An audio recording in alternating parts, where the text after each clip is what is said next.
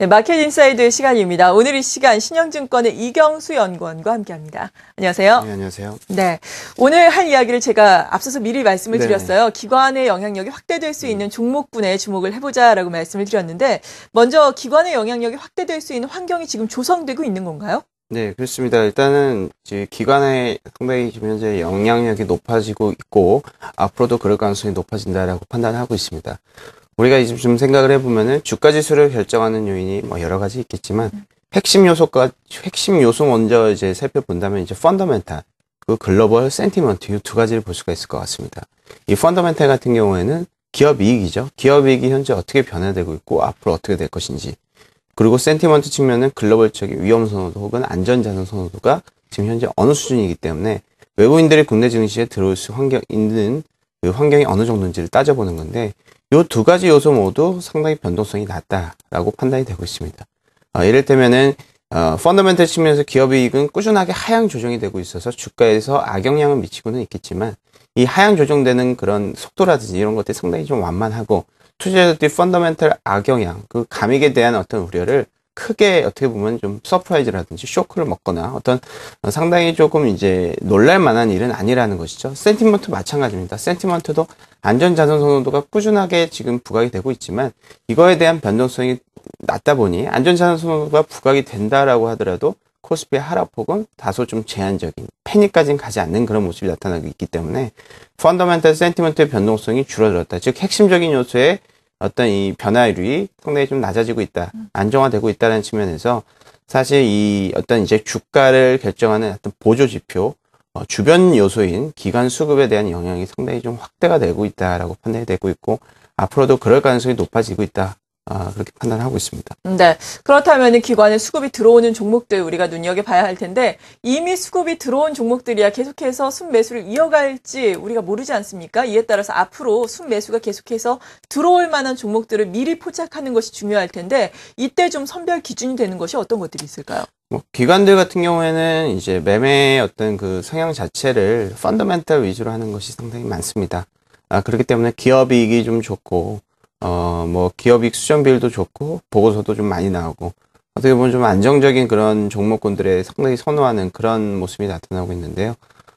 그런 측면은 뭐 당연한 항상 나타나는 이런 현상이라고 얘기를 한다라면은, 추가적으로 봤을 때, 기관들의 어떤 포트폴리오가 상당히 중요할 것 같아요. 이미 너무 어떤 종목군들의 포트폴리오의 비중이 높아지고 있다라고 한다라면은, 굳이 추가적으로 그 종목을 사지는 않을 것이고요. 어떤 종목에 대한 포트폴리오 비중이 낮다라고 하면은 그 종목에 대한 관심을 볼 겁니다. 그렇기 때문에 저희는 이제 기관들이 앞으로 살 수 있을 종목이다라고 하는 것은 어떻게 보면 역발성 아이디어로 기관들의 포트폴리오의 비중이 낮아져 있는 종목군들이다. 이게 일시적으로 한 3개월 정도 기관들의 어떤 매도세가 상당히 좀 충분하고 포트폴리오의 비중이 낮아졌다라면은 경험적으로 봤을 때 상당히 역수급 모멘텀이 생겼습니다. 이를테면은 수급이 많이 비어져 있기 때문에 상승할 수가 있는 그런 현상이 나타났다라는 것이죠. 그렇기 때문에 저희는 포트폴리오가 비어져 있는 약 3개월 정도, 한 분기 정도 어떤 기관들이 종목에 대해서 관심을 덜 가졌다라면은 그 종목군들 안에서도 이익 측면에서 긍정적인 종목군들은 앞으로 기관들이 분명 매수할 수 있을 후보군이다라고 저희는 선별을 하고 있습니다.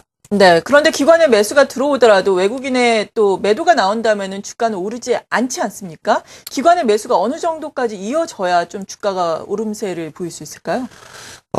일단은 지금 현재로서 아까도 말씀드렸다시피 외국인들 수급 상당히 중요하지만 아까 말씀드렸던 그 코스피의 핵심적인 요소 중에 센티먼트가 곧 외국인들 수급입니다.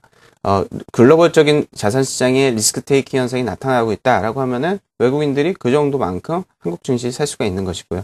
그렇지만 최근 같은 경우에는 그거의 어떤 센티먼트가 코스피에 대한 어떤 이제 영향을 받는 정도가 상당히 줄어들었습니다. 이것을 센티먼트 지수의 변동성이 낮아졌다라고 표현할 수도 있을 것 같은데 그런 측면이 있기 때문에 지금 기관들이 약간이라도 움직이면은 그거에 대한 어떤 영향이 상대적으로 확대가 되었다라고 볼 수가 있을 것 같고 사실 최근 같은 경우에는 이 펀드 물량이 사실 이제 주식형 수익주권에 자금이 이제 막 유입되는 시기는 아닙니다. 이게 횡보가 되는 상황.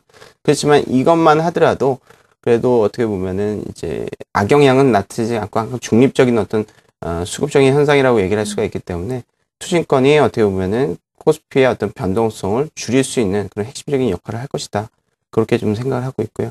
기관들이 뭐 강력하게 매수할 시기는 아니지만 그래도 네. 종목별로 봤을 때 매수하는 종목군들대로 우리가 관심을 가져야 된다. 지금 현재로서는 종목별 차별 현상이 나타나고 있기 때문에 기관 측면에서도 차별적인 어떤 관심을 가질 수 있는 그런 종목을 선별하는 것이 좋다라고 판단을 합니다. 네, 그렇다면 이런 이론을 토대로 했을 때 어떤 종목들이 앞으로 기관들이 매수에 나설 수 있는 종목으로 또 선정이 됐습니까? 네, 일단은 좀 이제 도표를 보시면서 말씀을 드려야 될 것 같은데요. 일단은 이제 삼성전기라든지 삼성전자, 코리안리, 금호타이어, 삼성 SDI, 동아제약, 아시아나항공, 넥센타이어 이런 종목군들인데 보시면 아시겠지만 기관 순매도 매수 강도가 3개월 동안 다 마이너스입니다. 그러니까 이 종목군들은 3개월 동안 기관들이 많이 팔았던 종목군들이다라고 보시면 될 것 같고요. 이 순매도 강도가 어려운 얘기가 아니고 3개월 동안 기관들이 많이 순매수를 했던 그 대금 대비해서 각각 종목군의 시가총액을 나눈 겁니다. 그러니까 어떤 강도로 팔았는지에 대해서. 그러니까 한마디로 일단 다 포트폴리오를 좀 많이 비워놨다라고 보실 수가 있을 것 같고, 그에 비해서 순익 모멘텀 같은 경우에는 모두 다 플러스. 그러니까 포트폴리오가 없는 거에 비해서 이익이 좋아지는 종목군들입니다. 그리고 ERR이라고 기업이익 수정 비율도 상당히 좀 좋은 모습이 나타나고 있고, PBR 같은 경우에도 상당히 안정적으로 낮은 수준을 보이고 있고, 그에 비해서 1개월 대비 수익률이 그렇게 크게 못 올랐기 때문에 이런 종목군들의 저점을 좀 잡아보자라는 그런 전략이 되겠습니다. 네, 이러한 종목들 계속해서 궁금증 가지고 계실 텐데 저희가 오늘 준비한 내용 다시 홈페이지에 올려놓겠습니다. 확인을 해보시면 좋을 것 같습니다. 신영증권의 이경수 연구원이었습니다. 고맙습니다. 네, 감사합니다.